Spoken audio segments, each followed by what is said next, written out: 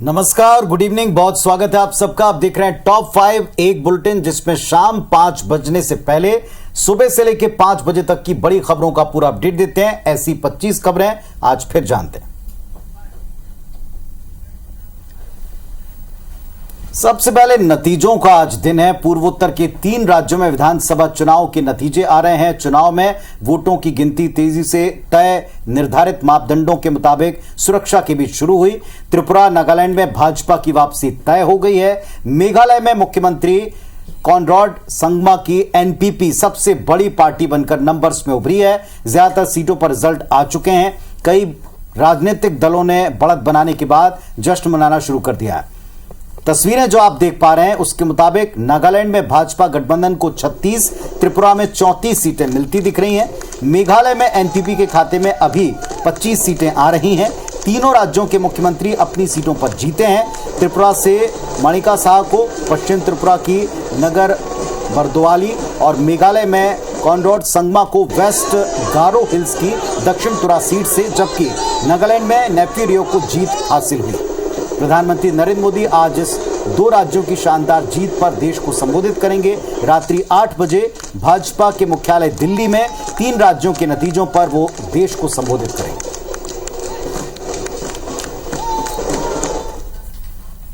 और अब छत्तीसगढ़ में क्या हो रहा है ये भी जान लेते हैं। छत्तीसगढ़ विधानसभा में बजट सत्र में हंगामे के बीच अनुपूरक बजट पारित हुआ।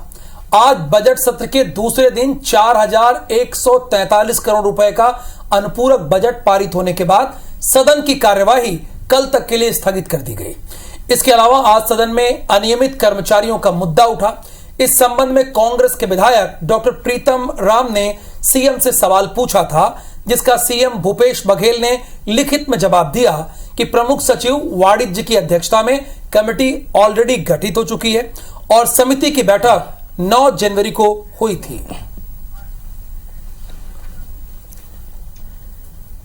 खबर मध्य प्रदेश से, जहां विधानसभा की कार्यवाही कल तक के लिए स्थगित कर दी गई है। इस दौरान कांग्रेस एमएलए जीतू पटवारी को बजट सत्र से निलंबित कर दिया गया। जीतू पटवारी पर सदन में गलत बयानबाजी करने का आरोप है। राज्यपाल के अभिभाषण पर पटवारी ने कहा था कि बाघ, शेर, घड़ियाल बाहर गए और बदले में छिपकली, बंदर, तोते लिए गए हैं और इस पर सत्ता पक्ष ने ऐतराज जताया।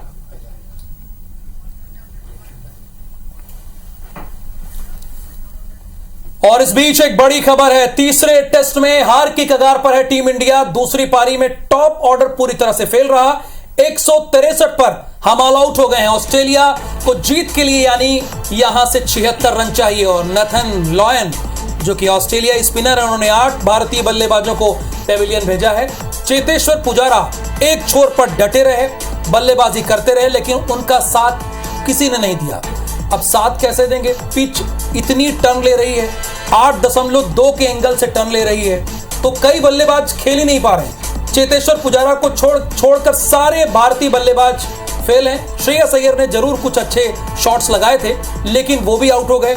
उसके बाद तीसरा अगर हाईएस्ट स्कोर देखेंगे तो वो अश्विन का है या अक्षर पटेल का है।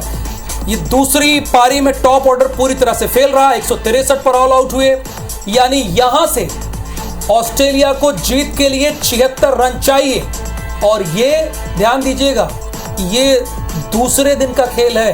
दूसरे दिन के खेल में 30 विकेट गिर गए हैं और 10 विकेट है, यानी 5 दिन का टेस्ट मैच होता है और दूसरे दिन के खेल में 30 विकेट गिर रहे हैं। जाहिर सी बात है, पिच पर सवाल उठ रहा है।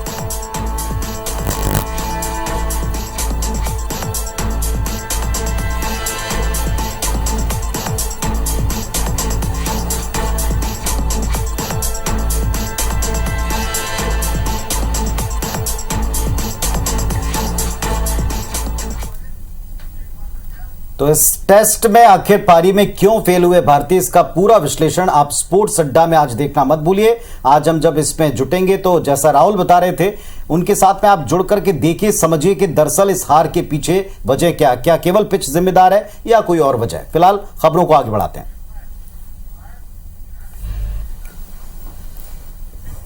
छत्तीसगढ़ विधानसभा में बजट सत्र के दूसरे दिन आज विपक्षी विधायकों ने जबरदस्त हंगामा किया, जिसे संसदीय कार्य मंत्री रविंद्र चौबे ने जानवरों की तरह और गैर संसदीय बताया।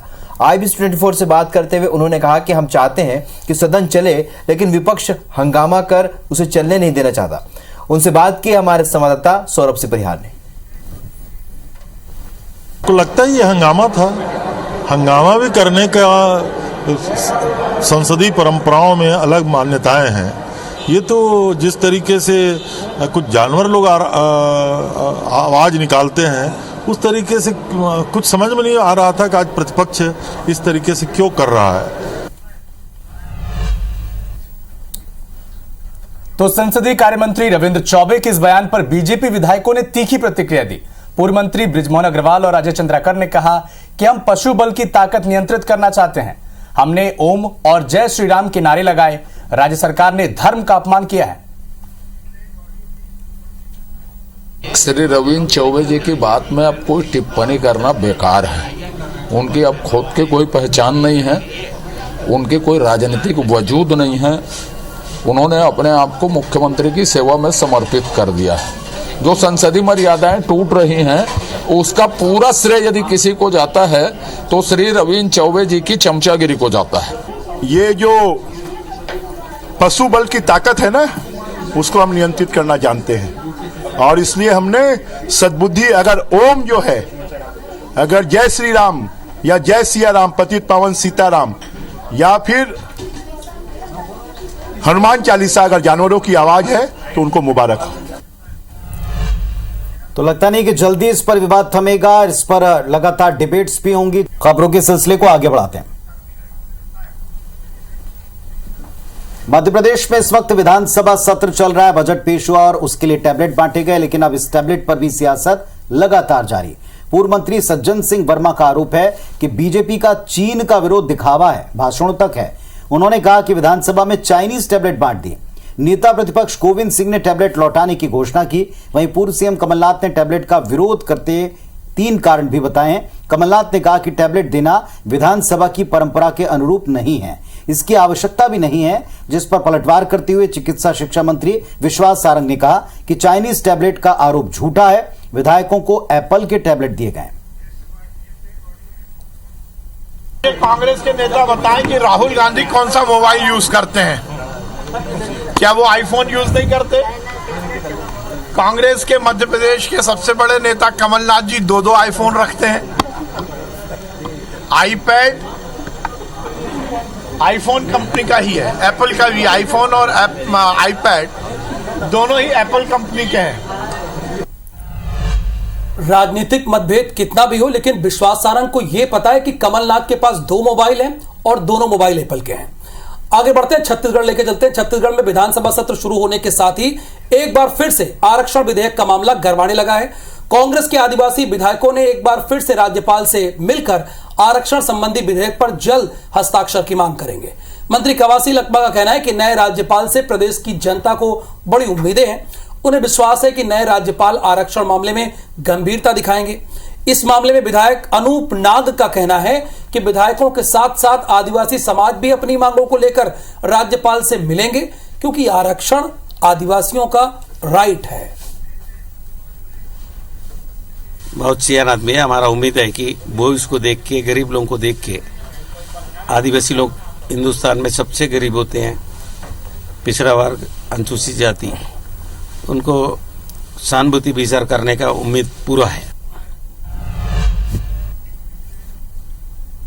मध्य प्रदेश में कांग्रेस ने रसोई गैस की बढ़ी कीमतों को मुद्दा बना लिया है। कांग्रेस सड़क से लेकर सदन तक रसोई गैस की बढ़ी कीमतों का विरोध कर रही है। महिला कांग्रेस की जिला अध्यक्ष संतोष कंसाना के नेतृत्व में आज कार्यकर्ताओं ने पीसीसी दफ्तर के बाहर रसोई गैस के सिलेंडर लेकर प्रदर्शन किया। जिला अध्यक्ष ने कहा कि केंद्र सरकार लगातार गैस सिलेंडर की कीमतें बढ़ाते जा रही है, इसमें आम लोगों की कमर टूट गई है। महिलाओं की रसोई का बजट गड़बड़ा गया है। कांग्रेस ने रसोई गैस की बढ़ी कीमतों को वापस लेने की मांग केंद्र सरकार से की है।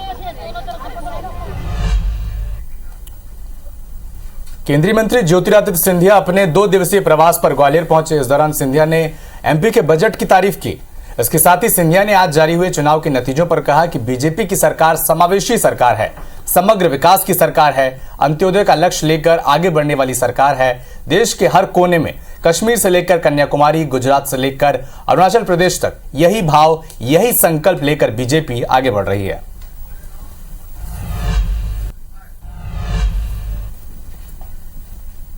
खबर बिलासपुर से, जहां पहुंचे भाजपा के प्रदेश प्रभारी ओम माथुर ने संभागीय पार्टी पदाधिकारियों की बैठक के साथ आगामी चुनाव को लेकर चर्चा की। उन्होंने छत्तीसगढ़ में बीजेपी के चेहरे के सवाल पर कहा कि 2023 में भाजपा का चेहरा कौन होगा, इसका निर्णय न मैं कर सकता हूं और न यहां की टीम कर सकती है। चुनाव किस तरह से लड़ा जाएगा, कौन चेहरा होगा, कई जगह चेहरा घोषित करके लड़े हैं, कई जगह बिना चेहरा घोषित किए भी लड़ चुके हैं। तो अंतिम फैसला सेंट्रल पार्लियामेंट बोर्ड का है।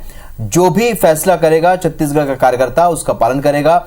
वहीं उन्होंने कांग्रेस की भारत जोड़ो यात्रा, हाथ से हाथ जोड़ो यात्रा के नाम पर जो वायुमंडल बनाया गया, जो माहौल बनाया गया है, उसका असर क्या हुआ, इसका जवाब जनता ने दे दिया है, ये भी कहा। यानी 9 राज्यों में चुनाव है, उनमें पहले 3 राज्यों में बीजेपी ने अच्छा परफॉर्मेंस किया है। इधर छत्तीसगढ़ माध्यमिक शिक्षा मंडल की 10वीं की परीक्षाएं आज से शुरू हो गई।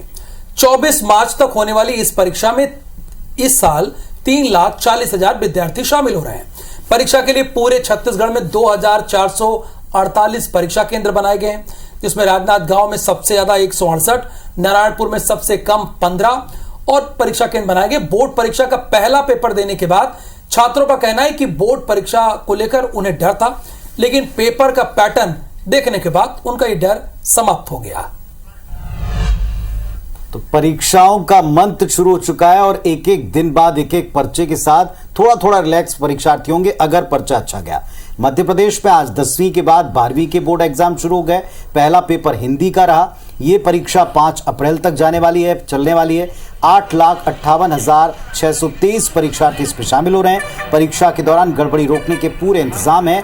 एमपी बोर्ड 12वीं के 3 पेपर के टाइम टेबल में कुछ परिवर्तन हुआ। समाजशास्त्र, मनोविज्ञान और ड्राइंग डिजाइनिंग की तारीखें बदली गई हैं। अब ड्राइंग डिजाइनिंग का पेपर 25 मार्च को होगा, समाजशास्त्र 3 अप्रैल और मनोविज्ञान का पेपर 5 अप्रैल को, इसलिए विद्यार्थी इस पर ध्यान दें।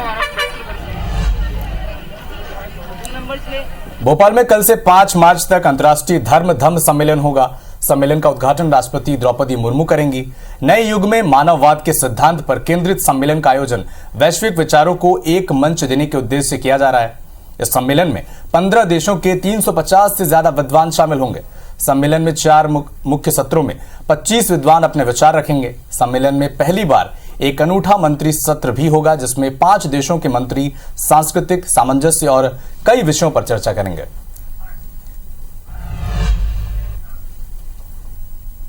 जबलपुर के हवाई यात्रियों को होली से पहले बड़ा झटका लगा है, क्योंकि स्पाइस जेट ने आज से 15 दिनों के लिए विमान सेवाएं बंद कर दी है, जिसके चलते जबलपुर से दिल्ली, मुंबई, पुणे और हैदराबाद के लिए नियमित उड़ान नहीं मिल पाएगी। हालांकि स्पाइस जेट ने 17 मार्च तक उड़ानें बंद करने की वजह नहीं बताई है, लेकिन सूत्रों के मुताबिक स्पाइस जेट के पास विमानों की कमी है, जिसके चलते स्पाइस जेट प्रबंधन को ऐसा फैसला लेना पड़ा है। अडानी हिंडनबर्ग मामले में सुप्रीम कोर्ट ने बड़ा फैसला सुनाया है। कोर्ट ने कहा है कि भारतीय निवेशकों की संरक्षण के लिए जांच जरूरी है। सुप्रीम कोर्ट के पूर्व जज जस्टिस अभय मनोहर सप्रे के नेतृत्व में कमेटी गठित की गई, जिसे 2 महीने के भीतर सेबी को रिपोर्ट सौंपनी होगी। 2 महीने का समय है। बता दें कि शीर्ष अदालत ने 17 फरवरी को फैसला सुरक्षित रखते हुए प्रस्तावित विशेषज्ञ पैनल पर केंद्र के सुझाव को सील बंद लिफाफे में स्वीकार करने से इनकार कर दिया था। चीफ जस्टिस डीवाई चंद्रचूड़ की पीठ ने कहा था कि वो निवेशकों के संरक्षण के लिए पूरी पारदर्शिता चाहती है। अडानी ग्रुप के प्रमुख गौतम अडानी ने फैसले का स्वागत किया। उन्होंने कहा कि सत्य की जीत होगी। सुप्रीम कोर्ट ने चुनाव आयोग में नियुक्तियों को लेकर फैसला सुना दिया है। कोर्ट की संवैधानिक पीठ के अनुसार मुख्य चुनाव आयुक्त और चुनाव आयुक्त का चयन एक पैनल करेगा। इसमें प्रधानमंत्री, सबसे बड़ी पार्टी के नेता और सीजेआई भी शामिल रहेंगे, जब तक इस संबंध में संसद कानून नहीं लाती है। G20 देशों के विदेश मंत्रियों की बैठक दिल्ली में शुरू हो गई है। इसमें यूएस, रूस, चीन, ब्रिटेन और फ्रांस समेत दुनिया के 20 बड़ी इकोनॉमीज के प्रतिनिधि शामिल हुए हैं। मीटिंग के इनॉग्रेल सेशन में पीएम मोदी ने कहा कि कई साल की प्रगति के बाद आज हमारे सामने रिस्क है कि कहीं हम सस्टेनेबल डेवलपमेंट गोल्स में पीछे की तरफ तो नहीं चले जाएं। प्रधानमंत्री ने यह भी कहा कि कई विकासशील देश इस समय फूड और एनर्जी सिक्योरिटी के लिए ऐसे कर्ज तले दबे हैं जिन्हें वे संभाल नहीं पा रहे हैं। अमीर देशों ने जो ग्लोबल वार्मिंग की है उससे सबसे ज्यादा प्रभावित गरीब देश हुए हैं। इसी के चलते भारत G20 प्रेसिडेंसी के तहत ग्लोबल साउथ की आवाज बनने की कोशिश कर रहा है। और रायसीना डायलॉग का 8वां संस्करण आज से दिल्ली में शुरू हुआ है। एक बड़ा इवेंट है। इसकी चीफ गेस्ट इटली की प्रधानमंत्री मेलोनी है। संस्करण के दौरान मेलोनी ने प्रधानमंत्री नरेंद्र मोदी से बातचीत की। पीएम मोदी ने भारत और इटली के बीच स्टार्टअप ब्रिज की घोषणा की। उन्होंने कहा कि हम दोनों देशों के बीच में स्टार्टअप ब्रिज की घोषणा करते हैं। साथ ही प्रधानमंत्री ने कहा कि हमारे डिप्लोमेटिक रिलेशंस 75 वर्ष से हैं, लेकिन हमारे बीच अब तक डिफेंस रिलेशंस कायम नहीं हो पाए। आज हम इसकी भी शुरुआत कर रहे हैं। इसके अलावा दोनों देश renewable energy, hydrogen, IT, telecom और स्पेस से जुड़े मुद्दों पर साथ मिलकर काम करेंगे। नई दिल्ली के जवाहरलाल नेहरू यूनिवर्सिटी में विरोध प्रदर्शनों को रोकने के लिए एक नई गाइडलाइन बना दी गई है, जो बहुत जरूरी भी थी। नई गाइडलाइन के मुताबिक अब विरोध प्रदर्शन धरना करने वाले विद्यार्थी को 20,000 रुपए का जुर्माना देना होगा। किसी भी तरह की हिंसा करने पर 30,000 रुपए का जुर्माना लगाया सकता है या एडमिशन रद्द भी किया जा सकता है। ये नियम 3 फरवरी से लागू कर दिए गए हैं। ये रेगुलर और पार्ट टाइम दोनों विद्यार्थियों पर लागू होंगे। असल में बीबीसी की विवादित डॉक्यूमेंट्री की स्क्रीनिंग को लेकर यूनिवर्सिटी में लगातार प्रदर्शन हुए थे। इन्हें रोकने के लिए यूनिवर्सिटी ने यह कदम उठाया। हालांकि यूनिवर्सिटी पढ़ने के लिए होता है, पठन पाठन के लिए होता है, लेकिन जेएनयू में कुछ और भी होता है। मथुरा में होली का त्योहार शुरू हो चुका है। मथुरा के बरसाना में लट्ठमार होली खेली गई। ब्रज में होली का त्योहार विश्व प्रसिद्ध है। यहाँ देश विदेश से लोग होली की रौनक देखने आते हैं। यहाँ कई लठमार होली, छड़ीमार होली तो कई फूलों से होली खेली जाती है। हजारों वर्षों से चली आ रही इस परंपरा के तहत नंदगांव के हुरियारे पीली पोखर पर आते हैं, जहाँ उनका स्वागत बरसाना के लोग ठंडाई और भांग से करते हैं।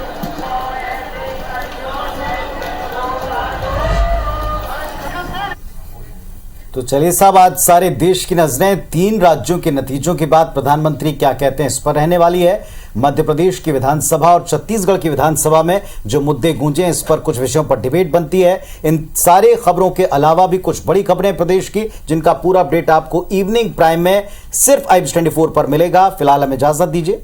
नमस्कार।